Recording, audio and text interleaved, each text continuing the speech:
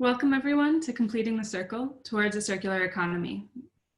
The learning objectives for this session are shown here, and we'll be following up with a survey and with more information on how to receive credit from AIA. We'll collect questions submitted to the Q&A box throughout the session, and if the speaker isn't able to get to your questions, we'll try to answer them in writing and share them on our website after the teach-in. It's my pleasure now to introduce the speaker for this session, Richard Boyd. With a background in building engineering, Richard joined Arup's multidisciplinary design studio, Arup Associates, in 2011. After 4 years of building design and construction experience in the UK, Middle East, and South Asia, his focus on embodied carbon led him to specialize in environmental impacts of construction products and supply chains. This work includes completing GHG emissions calculations for products, construction projects, cities, and economic sectors, and the use of circular economy principles as a set of tools and an inspiration for reducing emissions impact of the building sector. Thank you, Richard, and now I'll go to you. Super, thanks, Natasha. I will start sharing my screen.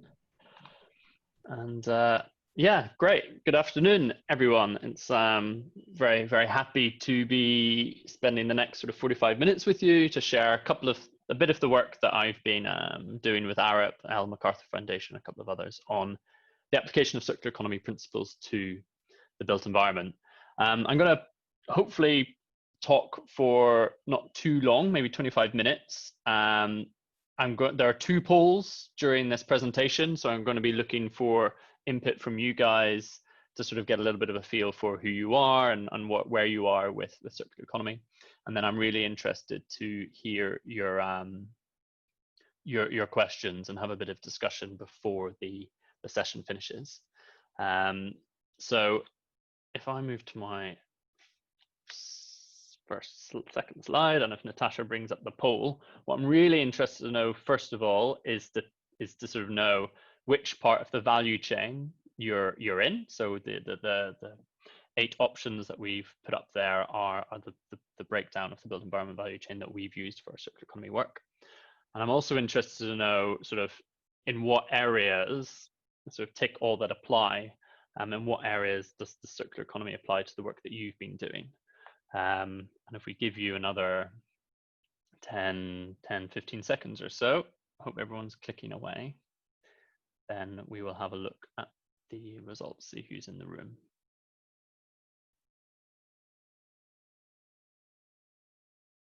So hopefully that's been enough time for everybody.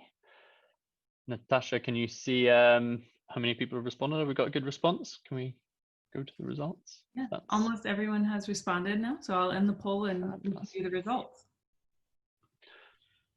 Great. Okay, so and just to ask a question, can you see the results, Natasha, or are they just on are they being shared into the call? Yeah, everyone should be able to see the results pop up on their screen. Fabulous. So we can see, perhaps as we expected, there's plenty of more designers than anything else in the room. Interestingly, in the second half of this presentation, I talk about our focus on influencing investors and construction clients, and we don't have any of them, so we can talk about them as much as we like in this discussion, which would be great. And I can also see, yeah, that sort of obviously design, engineering, construction is very clear.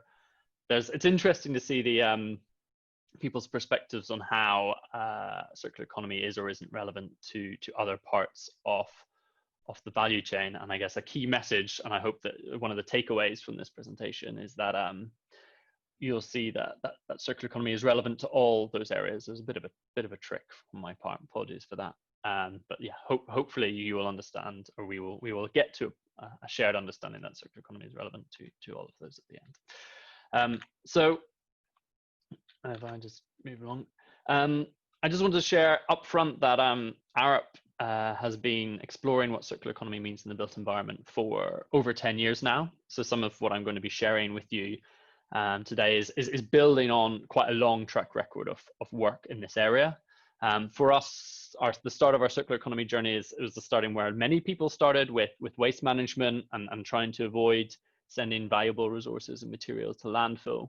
But over this 10-year exploration, we've kind of worked our way up the value hierarchy, worked our way up the value chain, and we're really now focused on that, yes, building that business case to investors and construction clients, and that's what I'm going to talk a little bit more about today. I'll just mention specifically that in the middle of this slide, you'll see in June 2016, we became the global knowledge partner for the built environment with the Ellen MacArthur Foundation, EMF. And again, the work that I'm going to talk about today was one of the projects we delivered in partnership and co-published with the Ellen MacArthur Foundation over the past couple of years. So that's a key relationship that Arup has.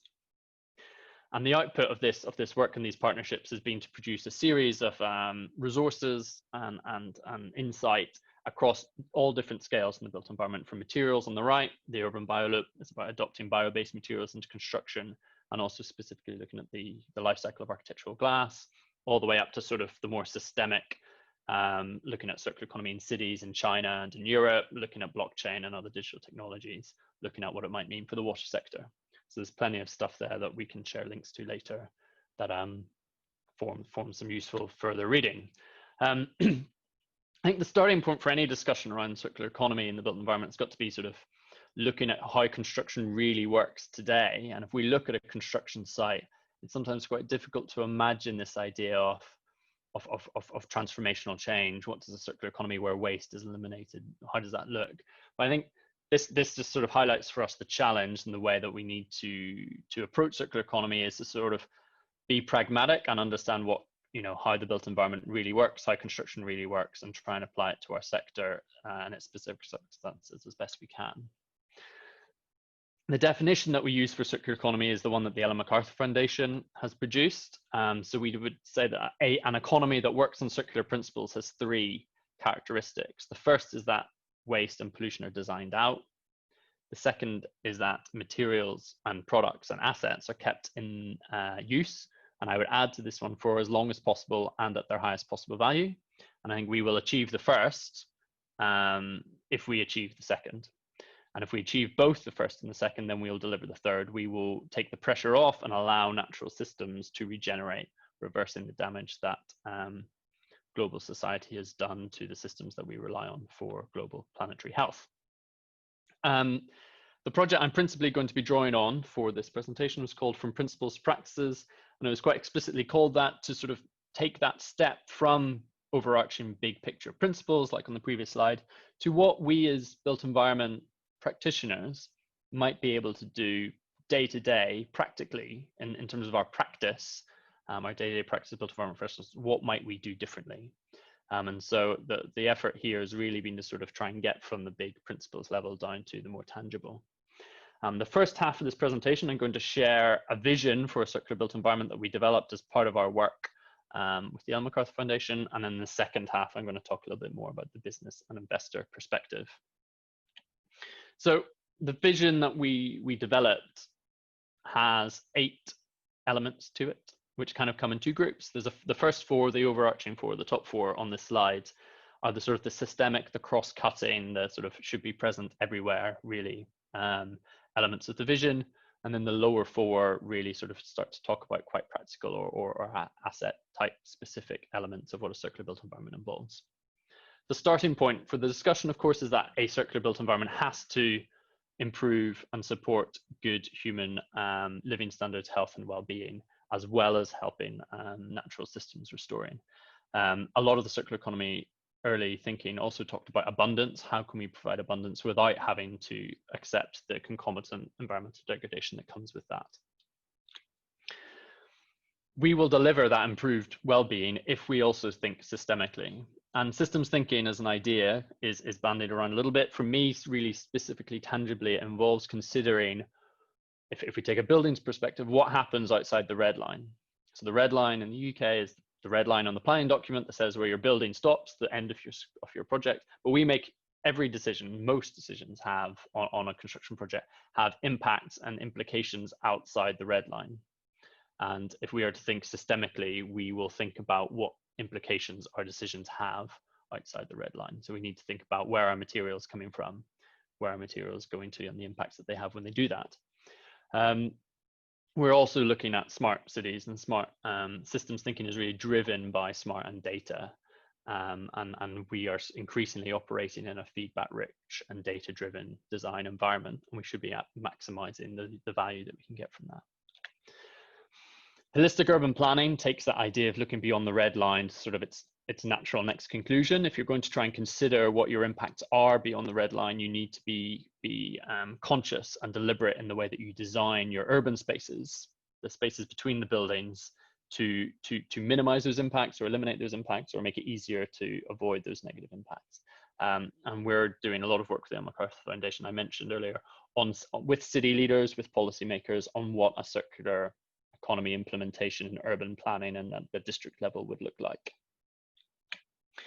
And of course, there are good reasons, there are excellent reasons why we do things the way we do them at the minute in terms of the linear economy. And if we're going to do things differently in a circular economy, we need to have new capabilities and a new technology that makes a new way of doing things make sense, both from a profitability and a human well-being outcome. And so we need to be conscious all the time of what digital technology is giving us in terms of new capabilities, and how do we leverage those capabilities to deliver a more circular outcome.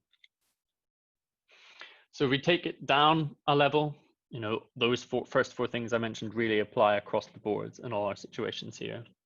These next four are really maybe sort of fit to the slightly more tangible direct scale. The starting point for almost all circular economy conversations I've been involved with has been getting material cycles to be continuous. I think the point here is that we're not just talking about recycling, we're also talking about remanufacturing and reuse. And we're also not just thinking about design or specification, we're also thinking about procurement and business models. So how does the supply chain sell its products to clients? How are they purchased by clients in such a way that there are legal and commercial imperatives for the suppliers to take those materials back and put them back into use in other situations. We're seeing at the moment with COVID, the global pandemic that we're living through, that some of the assumptions we make about how our buildings will be used do not always hold for as long as we think they might hold. There are lots of office buildings all over the world right now not being used because we've realized that with digital technology, a lot of people can actually work very effectively from home. And the pandemic's really been the initiator of that big shift. So those assets have lost a lot of value. And in a circular economy definition, we are aiming to maintain value in assets for as long as possible. So having assets that are resilient to market shocks like pandemics, having assets that can adapt to changing social environments and changing technological requirements is pretty key. And that's what a flexible, productive building might be. Of course, as Stuart Brand, the American architect, said, all buildings are predictions and all predictions are wrong. So no matter how flexible or adaptable we might make our building, at some point it is going to become obsolete, or social expectations are going to move so far from the starting point that it is not going to meet our expectations. And it should be pretty widely applied across the board that circular assets are assets that can be deconstructed and the materials salvaged at a high value rather than demolished and devalued, as is currently common practice. And finally, all our buildings, again, in all our districts, rely on the infrastructure networks of water, energy, transport, comms, waste management that currently work on fairly linear principles, fairly heavy engineering principles. And there are some examples around water is a great one where we can use data to identify a large number of small interventions that have a negligible or very small environmental impact that have the same outcome in terms of flood management, say, as a traditional heavy grey concrete and heavy infrastructure solution would do. And those more circular solutions, those more distributed solutions actually have a much smaller price tag as well. So we save a lot of money. So that kind of distributed, circular, small scale, digital driven infrastructure approach, as opposed to the traditional heavy grey approach, is what we think about when we talk about integrated infrastructure systems. So I hope that was sort of an interesting and useful introduction for what we think a circular built environment might look like. And I guess at this point, I wanted to pause again and get your input. If Natasha can bring up the next poll, which is to say, these elements, we've got 8 elements of a vision. To what extent do you see any of the elements of this vision appearing on your projects already? And secondly, if we think this is what we're aiming for, as far from your perspective, wherever you're coming from, do you see, or can you perceive, or do you see other people promoting a strong business case for action in these areas? And once everybody's had a chance to give a view on that, we will bring up the results. So Natasha, whenever we've had a response from everyone, let me know. Bring that up.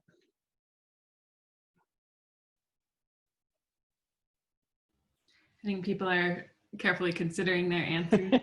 About halfway there. They're probably also thinking, what did he say 5 minutes ago about systems thinking? I'm not sure. Yeah, there was a lot to take in. But first instinctive responses are welcome, as well as the well thought through, considered ones. Maybe it might be helpful for you to just list those 8 principles again. Yeah, of course. So the first 4 were supporting human well-being in natural systems. That's our starting point, our end goal, really. That is that's guided by systems thinking beyond the red line. That leads us to think about holistic urban planning, what districts look like, how do we get the right mix of uses, for example, in a district. The 15-minute city in Paris is a good example of that. That's holistic urban planning at its best. And it's leveraged by digital technology. So I showed a report there with a blockchain, looking at blockchain and circular economy and its application in the built environment. How does that help us track materials, for example, and make sure that they are available for reuse? The next 4, continuous material cycles. I think it's fairly self-explanatory. Flexible, productive buildings. How do we make sure that buildings are well used and can withstand changing market conditions without being demolished? How do we design buildings for ongoing maintenance, life prolongment and deconstruction? And the integrated infrastructure systems. How do we move away from the traditional grey concrete options into more distributed, lower impact, lower costs, equally effective circular options? Thank you. All right, almost everyone now has responded, so I'll end the poll and share the results. Super. All right, so great. So some people are out there, they're seeing it in all their projects, which is great. And maybe when we get to the discussion, it'll be interesting to hear, I'll put you on the spot, a little bit about those projects that are adopting these principles.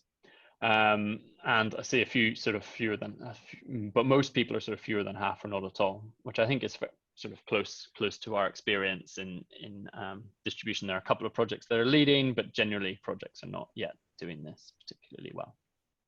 And in terms of the business case, again, there's someone out there who sees a really strong business case, which is great, but then everyone else sort of sees to a degree either some business case or not at all, really. Okay, well, that's really interesting, and I think when we get to the discussion, it'll be interesting to hear a couple of perspectives from you about for those who are at the top end of the spectrum and those who are sort of in the middle or seeing it partially on their project. Right. So for the next part of the presentation, I'm going to talk a little bit about the second half of From Principles to Practices. So the first half of the project began with a pretty broad stakeholder engagement around Europe as a Europe-focused project. We spoke to over 100 built environment stakeholders in 100 cities, in 5 cities around Europe: London, Aarhus in Denmark, Berlin, Amsterdam, Milan. And we asked them what we thought the barriers, opportunities, and enablers were for a circular built environment. And we learned 2 things from that engagement. The first was when we look about who has influence on construction projects, while everyone has a role to help adopt a circular built environment, it's the construction clients and the investors who decide what good looks like on a project, and they really they're in the driving seat to kind of initiate projects in the right way and ask for the right things from the beginning and really take the first steps towards this transition. So we decided we really wanted to focus in on what the decision points that investors and construction clients make at the very early stages of a project. And the second point we learned was that those value chain groups, the investors and the construction clients, saw a lot of barriers and didn't see a lot of opportunities. The sort of the positive business case for circular economy was not clear to them at the time. So we set about designing a second piece of work that would hopefully try and make it clear to them that there was a positive business case. And the starting point for that sort of, well, how are we going to demonstrate there's a positive business case, was to identify where value is lost in the current linear system. So the current linear system is optimized quite locally, sort of each individual business or firm maximizes their profits or minimizes their costs in their own way, but value is still lost, money is still left on the table in a way, falling in between the gaps between different value chain members. And the 5 sources of lost value were the ones that we identified are on the screen now. The first and obvious one is underutilized space. Again, I mentioned COVID has highlighted this. We found, some survey evidence that suggests that 35 to 40% of EU office space was underoccupied even during office hours. And that ignores the fact that offices are mostly empty in the evenings and weekends. So it's pretty clear that the distribution of space, we're building all this space and we're consuming all these resources and emitting all this carbon, deliver space that we then don't actually use very well. Clearly a huge amount of systemic waste there. We also design buildings to last a long time. It's slightly misleading to say buildings are designed for 60 years because buildings do not uniformly sort of degrade over time and bits of them are replaced throughout a 60-year period. But most often that's what designers say they design to. But that does not mean by any means that buildings are demolished in their 61st year. I mean, I've seen office buildings in London demolished in their 19th year, for example. So we get it wrong quite often in terms of how long we think our buildings will last. And so anticipating premature demolition or avoiding it, 2 key strategies for a circular economy. There's a lot of land out there that could be developed and isn't. And that land, of course, is another source of waste. Vacant land causes blight in communities. It offers no amenity to communities if it's low quality or dangerous or hoarded off. And so we wanted to look at how might we bring more vacant land forward. Of course, a topic that plenty of other people have looked at. So tried to bring our own perspective to that. Depreciated materials, business balance sheets for businesses assume materials reach value equals 0 at the end of a depreciation period, which is in direct contradiction to the circular economy principle of keeping materials at a high value for a long time. So we wanted to look at that. And buildings do not perform as well as they should do, or as well as designers claim they will. And so we wanted to look at that as well. And what we did is we came up with 5 real estate business models that addressed each of those sources of lost value: flexible spaces, adaptable assets, relocatable buildings, residual value, and performance procurement. And I'm going to go through each of these now in a little bit more detail to explain how they operate. Flexible spaces, even a building that appears fully let on a lease was going to have empty floors and empty spaces within it. And there's demand out there for people who want to access that space and are willing to pay for it. So how do we fill under-occupied buildings? Well, you've already got a landlord, you've already got an anchor tenant, and you've got a very stable business and real estate set up around those 2 key value chain members. We've seen with the likes of WeWork and others, people coming in, take whole buildings and offer this flexible space model. And what we've done here is actually we've innovated on that. We've taken the best of the traditional tenant model with the best of the flexible space model and said, well, could you have a flexible space operator who is taking the space in otherwise actually fully tenanted buildings with security considerations, everything taken into account, that is allowing people who need space on a short-term basis to occupy it, generating additional revenue streams for the landlord and the anchor tenant, but also maximizing the use of the space that we already have. The second model is called adaptable assets. It works on, again, the Stewart Brand idea of the 6 shearing layers, the 6 layers of a building that change at different speeds over time. The first of those 2 layers are the structure and the skin. They can last a long time, as long as you really want them to, and they can be multifunctional. The next 3 layers, the space plan, the services and stuff in the building, they are function specific, typically. The servicing of a residential building is really different to the servicing of an office building.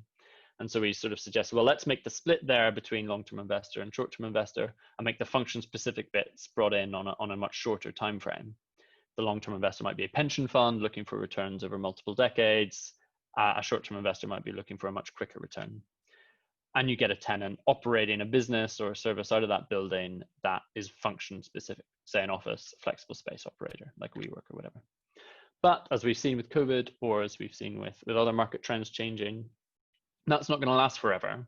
And so if we want this building to adapt to a changing market, we want to protect the value in the structure and the skin by introducing a new investor who's going to put in a different fit out and a different set of services to deliver a new function that now has demand in the market. And that's going to make sure that that building survives the change in the market and continues to offer value to its community and local area. And this, this is already done to an extent because offices are, to a degree, designed to be shell and core and fitted out by tenants or whatever. But all that work that's currently done is all predicated on the idea that it is an office and will always be an office. And we do not take much time to consider the core placements, the floor plate layouts, the floor-to-floor heights, the other sort of core characteristics of a building that really limit the number of different functions it can have. And so if we want to think of our assets as being adaptable, we need to take a step back and rethink that and think maybe a little bit more along these lines in terms of different investors and different time periods. The model that we have for filling vacant land is introducing a new business into the value chain of the relocatable building portfolio owner, someone who's able to put buildings down on vacant land with a slightly different planning permission for a much shorter time that offers amenity to a local community, while whatever is happening to that bit of land long term, be it sort of a big new development, be it a wider regeneration scheme, while that takes its time and is delivered over a longer period, you're still able to offer some value for that land.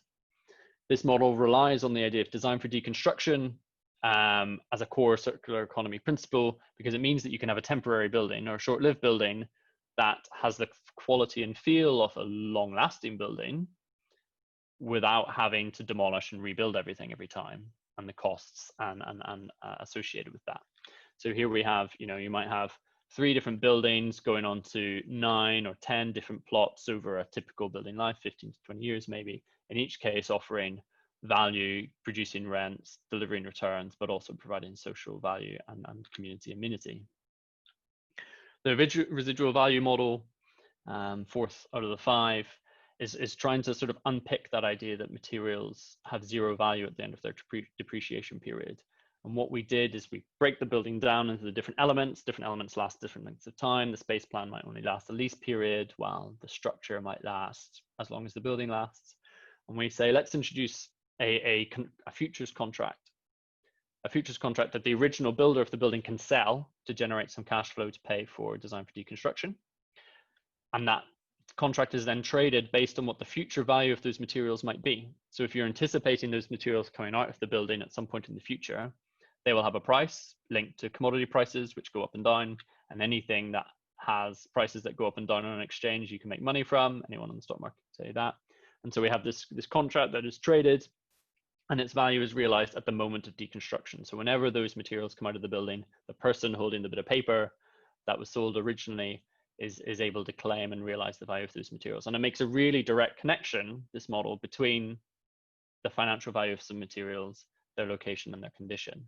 And the intention would be to overcome this idea that materials depreciate and have no value at their end of their original service life. The 5th and final model, called performance procurement, takes the idea common in circular economy circles of product as a service, getting away from buying and selling products to buying and selling services, and applies it to the built environment. So we know that IoT systems enable us to do remote monitoring of systems in our buildings. This makes it possible for the suppliers, the manufacturers of these equipment, to keep ownership and be responsible for their performance. And so rather than buying a product, the tenant and the building owner pays a subscription, a fee to the subscription owner for a given amount of performance. If that performance isn't reached, they pay less. If that performance is exceeded, they pay more, or there's some sort of gain for the supplier. And this creates a win-win built around achieving buildings that actually perform as they are designed to. It also means that suppliers retain ownership and responsibility for systems through their life, which means they're able to take them back and reuse them again if they're no longer needed by the current owner or current user. And this model is already seen with Philips Signify Paper Lux scheme, where you buy lux rather than lights, for example. It's also seen in Singapore with Care HVAC selling cooling rather than selling chillers and chilled water and pipes and that kind of thing. So having developed those 5 models, we took real data from real projects from each of those 5 European cities I mentioned, and ran a couple of discounted cash flow models. We ran a linear option. Here's a cash flow, a representation of the cash flow associated with a build to rent residential development in London. We said, if these are what the cash flows are in the business as usual linear way of doing things, what would the cash flows be in our performance procurement option, where there are subscriptions and the ownership is retained by the supply chain. And by doing those models across all 5 using real project data, we're able to generate this clear picture of the positive financial benefit or improved financial returns that the investors and the construction clients would receive if they were to develop projects based on circular economy principles rather than on linear ones.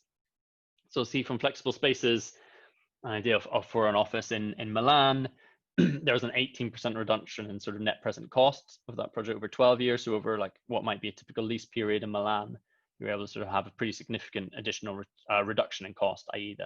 the revenue you're generating from making that space available is offsetting the costs to you of leasing that space that would otherwise be empty if you're the anchor tenant. Under adaptable assets, we will demonstrate over a long period, 50 years, a 3% increase in internal rate of return. That for a residential building, that was over that long time period, that's a significant improvement over what would be quite a low yield investment anyway. And so that's a pretty, that's a pretty hefty win that we'd like to realize. Relocatable buildings, 26% is a huge improvement. What that doesn't include though is the cost of the land that the relocatable building is placed on. We didn't include that in the model because land value really varies enormously from street to street, never mind city to city. And so, but it's clear that if you're able to sort of run on a 26% return in your business, that you've got plenty of leeway there to pay some amount for land, whatever the local market would bear. Residual value demonstrated a 5% improvement over a 10-year period. Again, that was thinking about a retail project in Berlin. That's thinking about those materials coming back at the end of a retail lease and being able to be resold at some fraction of their original price and developing a return, even discounted 10 years later, still developing a return over business as usual. And finally, performance procurement gives a 3% increase over 30 years. Again, a lower return, but a longer period from improving and maintaining a high performance in a building. Through energy savings, through improved tenant satisfaction, that in a residential context in London. So we hope that that's a fairly clear, or at least an indication anyway, of the positive business cases that could be developed of using circular economy principles in real estate. And what I just wanted to finish with sort of a slightly clearer idea or specific idea of how we get to these kind of approaches. And again, we've got a lot of designers in the audience.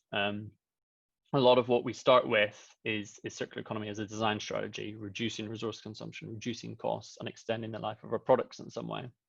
But what is clear is that the length, how long our products last or how much they cost is driven by business and economics as much as it's driven by design. And so circular economy has also got to be a business strategy. We've got to be considering how our buildings are used, how our assets are used over their life cycle, and how they are generating revenue, and when are they not generating revenue and could be generating revenue. And if we take that lens as well, then we think about keeping assets at the highest possible value, that core circular economy principle. We're also thinking about businesses improving their competitive position by improving the relationships that they have with their customers, and ultimately delivering systemic change through improved economic performance. And this leads us to sort of a conclusion that circular economy needs to be sort of a cohesive strategy that brings together these twin lenses of design and business to sort of deliver the systemic change that we need to see in the sector. So that was a few thoughts that I'd like to share. Really interested to hear from everybody if you've got any questions or comments or points that you would like to make. Thank you so much, Richard. So we do have a couple of questions, and if people enter more questions in the Q&A box that we don't have time to answer, we'll try to follow up on our website. Jonathan Elms asks, what opportunities are you personally most excited about for a circular economy? What good things have you seen recently, or what do you expect to see soon? Good question. I think so. It's actually reminded me of something I wanted to say. The next step, or the next thing that we'd like to do with principles and practices, is demonstrate on real projects at commercial scale. You know, we've done plenty of pavilions, and we love designing pavilions for design festivals, but ultimately, if we're going to derive systemic change, we want to see things happening on commercial scale projects with your clients.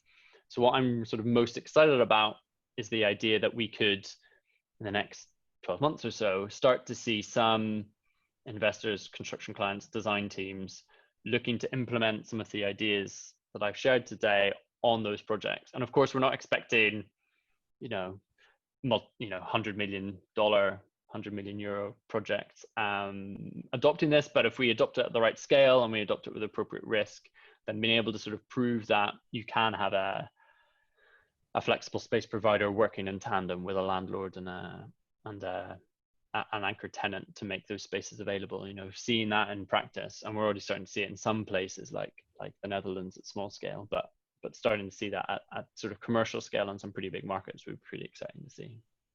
Mm-hmm. Thank you. What kinds of policies at the city level can incentivize or support the development of circular economies? Yeah, that's a huge question, and city leaders, cities, they have enormously different sets of powers, and sort of one answer that would work in London is not going to work in New York, it's not going to work in Berlin. But what I'd say is, what makes the built environment different from other sectors that are also struggling or attempting to implement circular economy principles is that there's a planning system, right? You don't get very far in real estate without understanding the planning system, and the planning system is generally in the hands of public city hall, city level policymakers. Not always the case in the UK, but generally it is. So we're seeing in London, for example, the new London plan requires all referable projects, large projects, to produce a circular economy statement. That's a document that goes to the planning officer to explain how circular economy principles are being adopted in the building design that's been proposed. Looking to reuse existing buildings as much as possible, and where demolition has been done, reclaiming those resources, reusing them where possible, and using low impact materials in their place.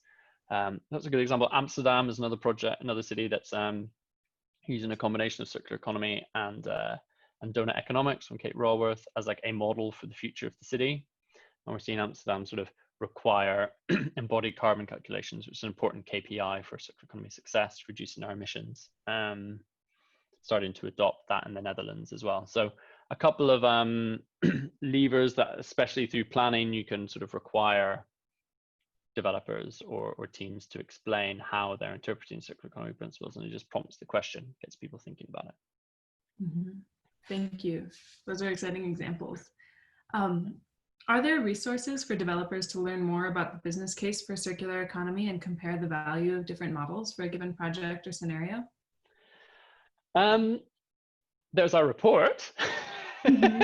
which is our starting point, I guess. It was published back in February. It just wasn't, I should mention, it just wasn't Arup and the Ellen MacArthur Foundation, but we also got input from the Royal Institution of Chartered Surveyors, who are sort of represent the profession for commercial leaders in the sector. So they had an important perspective to offer. And John Lanzazal, JLL, also contributed perspectives from their expert valuations team. So it was a real sort of that resource is written and designed and targeted at that sort of developer market to offer them a perspective. In terms of like further work, yeah, we're continuing our partnership with the Ellen MacArthur Foundation, and then some of the work that we're looking to do next is to sort of provide more materials, more resources, maybe some tools that helps developers kind of maybe assess or value what circular economy might be in their specific circumstances. And that's something that we look forward to working on further. Mm-hmm. Great. So I've dropped the link to the report in the chat, and we'll also post it on our website later in the follow-up. But let's end on this question, which is, as an engineer, what material or technological innovations enable or improve the efficiency of circular economies in a built environment? So my background's in structures. So for me, a lot of the work that I've been doing or in my career, the thing that's really been sort of gaining momentum is engineered timber. So if you're in Central Europe or you're in Canada or the American Northwest, there's an increasing number of projects being able to demonstrate that, as well as offering reduced embodied carbon. Engineered timber also offers, faster build times, savings on foundations, all these other concomitant benefits. So I think, there are still answers or questions to be answered around sort of height and vibration performance and depth, and fire particularly. But, in Amsterdam, I think there's a 20-something story residential tower going up in a sort of hybrid concrete, reinforced concrete and engineered timber. So I think that's a technology and an approach that really has sort of a huge potential to grow and continue to sort of gain market share and penetration in markets beyond where it's currently prevalent. Mm-hmm. Thank you so much, and thanks to the attendees. The end of this session, I think, concludes the programming for this teach-in, but we'll follow up. We'll add more information on our website, and then we'll also have another event targeted for time zones that are appropriate to Asia and Asia Pacific regions next week. You can find more information on that on the CarbonPositive website. And if you're interested in sticking around for some tool tutorials, you can find those at carbon-positive.org/agenda, where we have all the Zoom links, and you'll see which tutorials you can join. Thank you so much, Richard. Super. Thanks, everyone. Thanks, Natasha.